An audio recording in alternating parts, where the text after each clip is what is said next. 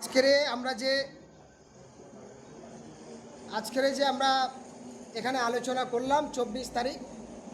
আমরা আগে থেকে বলেছিলাম, এক বছর আগে থেকে বলেছি যে পশ্চিমবঙ্গে যখন 35 বছরে বামফ্রন্টের বিরুদ্ধে মানুষ ক্ষুব্ধ হয়ে যখন বিরোধী ঐক্যর জোটের কথা বলেছিল, সেই সময় কথা ছিলেন প্রগতিশীল গণতান্ত্রিক একটা ফ্রন্ট হয়েছিল, যে ফ্রন্টের অনেক মানুষ জানে না। 17টা রাজনৈতিক দল এবং 19টা গণসংগঠন নিয়ে মমতা ব্যানার্জি করেছিল প্রগতিশীল গণতান্ত্রিক ফ্রন্ট। পরবর্তীকালে যখন 2009 সালে ইলেকশনের হাওয়াটা গরম হয়ে গেল, তারপর মমতা ব্যানার্জিকে অনেককে ছিটিয়ে দিলে দিয়ে নিজের মতো করে করেছে।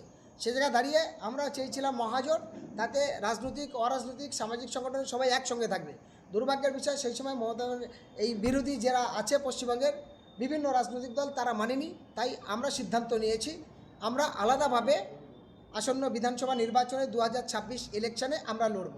হ্যাঁ, তার মধ্যে সিপিআইএমের কয়েকটা সিটে আমরা প্রার্থী দিচ্ছি না। যেমন বিকাশ রঞ্জন ভট্টাচার্য যাদবপুর বিধানসভায় প্রার্থী দেব না। যেমন কলকাতা মহেশতলার মধ্যে দক্ষিণ 24 পরগনা শাহিন ব্যানার্জির বিরুদ্ধে প্রার্থী দিচ্ছি না। যেমন বহরমপুরে অধীর চৌধুরীর বিরুদ্ধে প্রার্থী দিচ্ছি না। যেমন মালদার সুজাপুরে মৌসুমী বেনজুরের বিরুদ্ধে প্রার্থী দিচ্ছে না। ইন্ডিয়ান সেকুলার ফ্রন্টের ভাঙড়ে নওশাদ সিদ্দিকীর বিরুদ্ধে প্রার্থী দিচ্ছে না। আরাবুল ইসলামের বিরুদ্ধে ক্যানিং পশ্চিমে এগুলো প্রার্থী দিচ্ছে না। বাকি অন্যান্য সিটগুলো আমরা লড়ব দক্ষিণ 24 পরগনা এবং পশ্চিমবঙ্গে। তদারপি কংগ্রেসের যেমন অধীর চৌধুরীকে বাদ দিচ্ছি, সিপিএমের বাদ দিচ্ছি অন্যদের, এবং এসডিপিআইয়ের যেখানে হাকিমুল ইসলাম বা তাহিদুল ইসলামরা লড়ছে, এই দুটো সিট বাদ রাখছি। ওয়েলফেয়ার পার্টির শাহনওয়াজ হোসেনের সিটটা বাদ রেখে বাকি অন্য জায়গায় আমরা লড়ব। এভাবেই আপনাদেরকে জানালাম।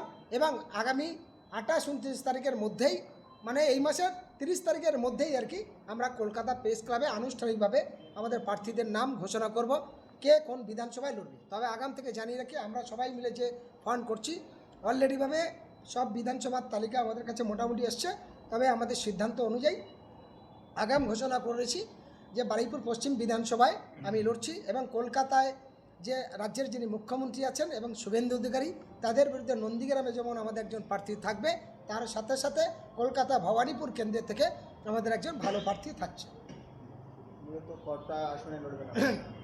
আমরা 50টা সিটে লড়ছি, তার মধ্যে 3টে বিধানসভার নাম এখন আনুষ্ঠানিকভাবে আপনাদেরকে জানিয়ে দিলাম: নন্দীগ্রাম, কলকাতা ভবানীপুর এবং বারুইপুর পশ্চিম বিধানসভা। স্পিকার, মুখ্যমন্ত্রী, প্রধান বিরোধী দল নেতা, 3টের বিরুদ্ধে প্রার্থীটা আপনাদের সামনে জানালাম।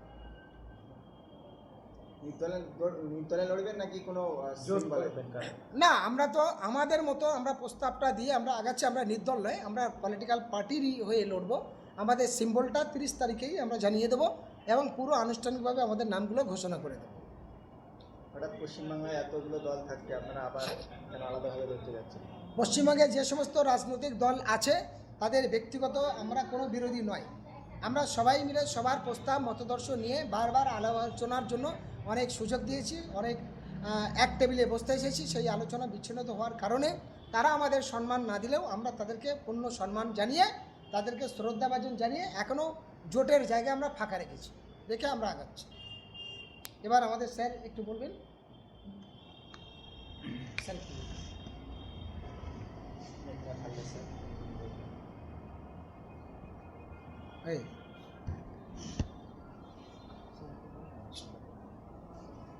মেঘনাথ হালদার স্যার কিছু বলবেন?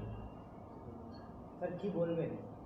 আজকে আপনারা মানে বিভিন্ন দল থাকতেও আপনারা একটা আলাদা প্ল্যাটফর্মে লড়বেন বলছেন। হিংসামুক্ত